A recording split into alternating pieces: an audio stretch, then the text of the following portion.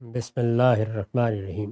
عن عقبۃ بن عامر قال قال رسول اللہ صلی اللہ علیہ وسلم ما من مسلم یتوضأ فیحسن وضوءه ثم یقوم فیصلی رکعتین مقبلا علیہ بقلبہ ووجہہ الا وجبت لہ الجنہ۔ عقبہ بن عامر کی روایت ہے کہ رسول اللہ صلی اللہ علیہ وسلم نے فرمایا،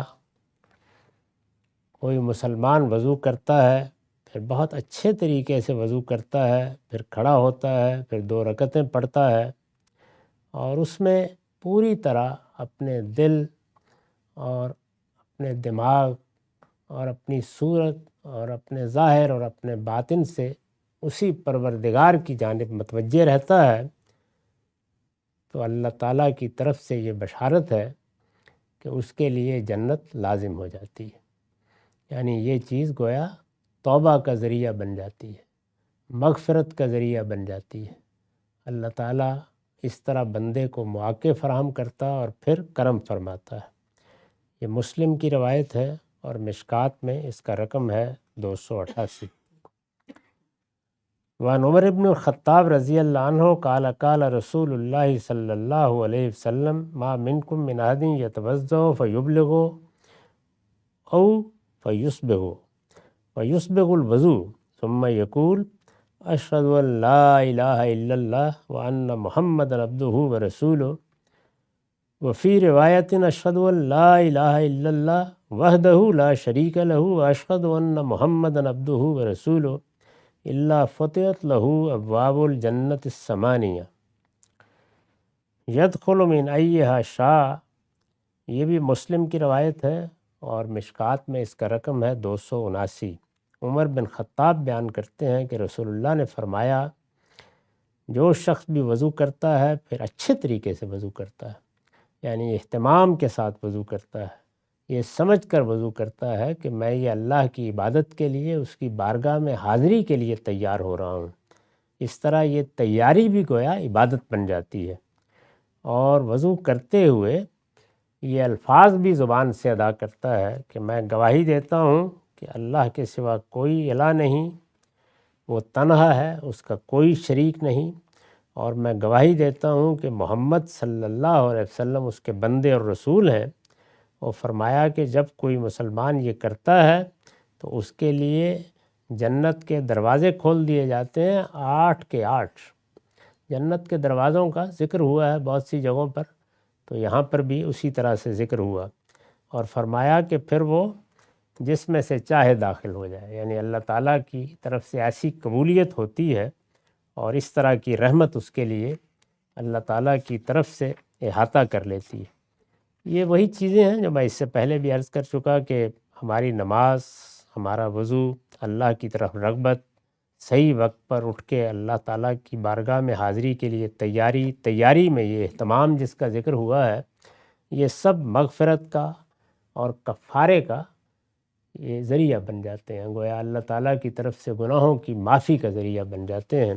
یہ میں اس سے پہلے عرض کر چکا کہ یہ معافی انہی گناہوں کی ہوتی ہے جو اللہ تعالیٰ سے متعلق ہے، اور اس میں اللہ کا یہ کرم ہے، اس کی عنایت ہے کہ وہ بندے کی غلطیوں اور کوتاہیوں کو اس طرح معاف کرتا رہتا ہے۔ جہاں تک حقوق العباد کا تعلق ہے، ان کے لیے اللہ نے قاعدہ بنا دیا ہے، اس میں بہرحال ازالہ بھی کرنا ہے، تلافی بھی کرنی ہے، اور اگر کوئی کفارہ مقرر ہے تو وہ بھی ادا کرنا ہے۔ وعن ابی ہریرہ قال قال رسول اللہ صلی اللہ علیہ وسلم ان امتی یدعون یوم القیامہ غرا محجلین من آثار الوضوء فمن استطاع منکم ان یطیل غرتہ فلیفعل۔ وعنہ قال قال رسول اللہ صلی اللہ علیہ وسلم تبلغ الحلیۃ من المومن حیث یبلغ الوضوء۔ ان میں سے پہلی روایت مسلم اور بخاری میں ہے اور دوسری صرف مسلم میں، اور یہاں مشکات میں اس کا رقم ہے 290 291۔ ابو ہریرہ سے روایت ہے، وہ کہتے ہیں کہ رسول اللہ صلی اللہ علیہ وسلم نے فرمایا کہ جس وقت قیامت کا دن ہوگا تو میری امت کو بلایا جائے گا، اس وقت ان کی صورتیں کیا ہوں گی؟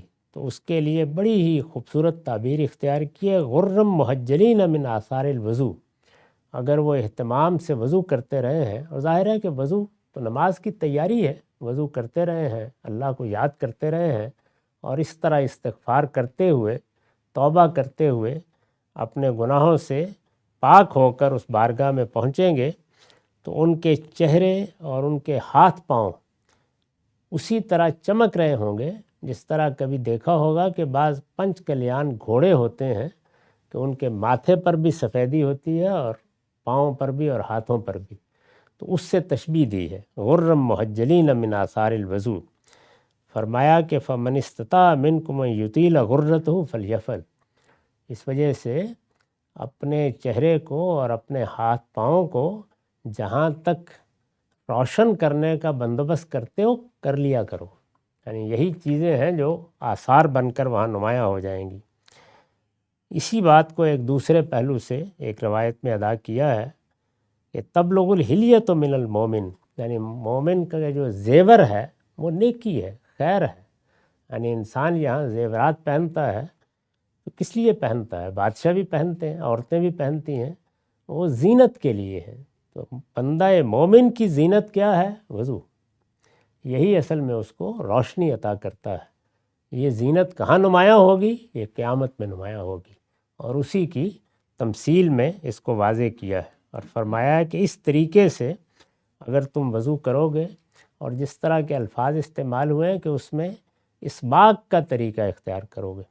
ایک تو وہ مواقع ہوتے ہیں جس میں تخفیفی موضوع ہے، جیسے کسی جگہ پانی کم ہے، کسی جگہ دوسروں کے لیے وضو آزار کا باعث بن سکتا ہے، تو وہاں اللہ تعالیٰ نے بتا دیا ہے کہ تیمم کر لیں، یا اصالۃ الماء نہ کریں، یعنی پانی نہ بہائیں، اور کسی گیلے کپڑے سے یا گیلے ہاتھ سے آپ اپنے جسم کو تر کر لیں، یہی بہت کافی ہے۔ لیکن اگر حالات ہیں، گھر میں ہیں، اچھی جگہ ہیں، تو پھر اسباغ ہونا چاہیے، یعنی اچھی طرح سے وضو کریں۔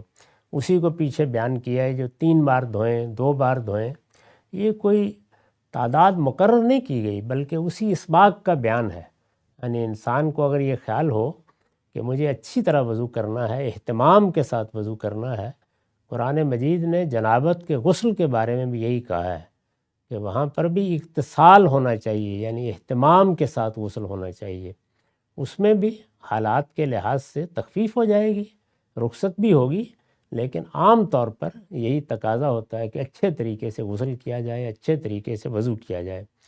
تو اس میں اگر اچھے طریقے سے، تو اچھے طریقے کا ایک ظاہر ہے، یعنی پانی اچھی طرح بہا دیا ہے، اعضاء اچھی طرح دھوئے ہیں، 1 بار نہیں، 2 بار، 3 بار دھو لیے ہیں، یہ تو اس کا ظاہر ہے۔ اس کا باطن یہ ہے کہ انسان یہ خیال کرے کہ میں اصل میں اپنے پروردگار کے حضور میں حاضری کی تیاری کر رہا ہوں، اور یہ تیاری مجھے اسی طرح کرنی ہے جس طرح دنیا کے درباروں میں حاضری کی تیاری کی جاتی ہے۔ اور یہاں تیاری یہ نہیں ہے کہ آپ نے بہت عمدہ لباس پہن لیا اور آپ نے بہت زیورات پہن لیے یا اپنے آپ کو بہت سجا لیا۔ یہاں کی تیاری یہی وضو ہے، کیونکہ اس کائنات کے پروردگار کو جو چیز سب سے زیادہ پسند ہے وہ نظافت، صفائی، تزکیہ، پاکیزگی، اس نے اسی کے امتحان میں انسان کو ڈالا ہے۔